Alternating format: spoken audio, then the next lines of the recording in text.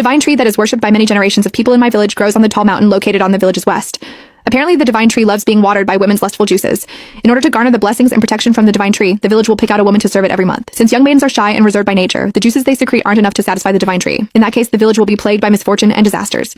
Because of that, there are rumors saying that the divine tree prefers married women instead. All the married women in the village refuse to serve the divine tree. I, on the other hand, yearn to get picked out by the village every day. After all, I'm born to feel pleasure at its height. Unfortunately, my weak husband can never satisfy my urges. I was planting seeds in the fields when the village secretary, Isaac Holton, ran over to me. His face was crinkled in joy as he exclaimed, "It's finally your turn, Haley." I tossed the seeds aside and excitedly rubbed my hands. "Really? Thank you so much, Mr. Holton."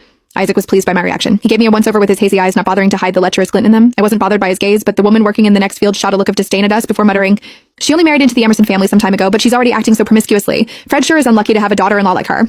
I rolled my eyes and retorted, "You're a shriveled-up old hag now, so it makes sense that you don't understand what a privilege it is to serve the divine tree. I'll definitely satisfy it. You agree with me, don't you, Mr. Holton?" Isaac nodded vigorously. Using the saplings around us as cover, he ran his greasy hand along my thigh. The woman's face turned a ruddy red when she realized that she couldn't win the argument against me. She lowered her head and continued working. I scoffed.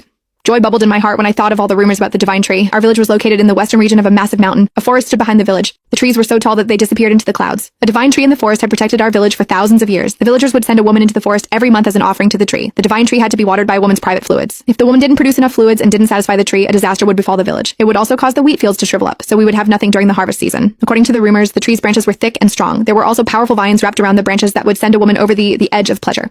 On top of that, if the woman was able to absorb the fluids that the vines excreted, they would become radiant. From my perspective, I was going to have a wonderful time tomorrow. However, the older women in the village avoided being selected as an offering for the divine tree at all costs. The divine tree didn't like shy young women. On the contrary, it preferred married, experienced women. Most of the married women in the village were already middle-aged. The last one who was sent to the divine tree returned with disheveled clothes. Her bottom half was also a mess. At that sight, a fearful expression crossed the face of the village chief, David Kingsley. He claimed that the woman hadn't satisfied the divine tree, so disaster was about to befall the village. To appease the divine tree's wrath, the men of the village decided to deliver me to it after they discussed their options.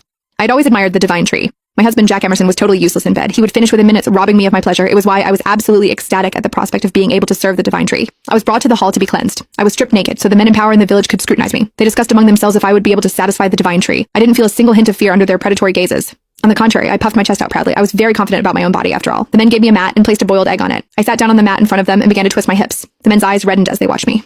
A few moments later, David removed the mat, which was now damp. The egg's shell had been peeled clean. David popped the egg into his mouth and patted my shoulder with a satisfied expression.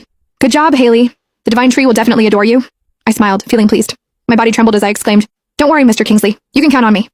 It didn't take long before news of me being the divine tree's next offering spread like wildfire throughout the village. The men shot strange looks at me when I left the hall. Meanwhile, the women huddled together and discussed among themselves. I heard that she managed to peel the egg. She did. She's such a slut. The men couldn't take their eyes off her when she was peeling it. Fred's so unlucky to have a daughter-in-law like her.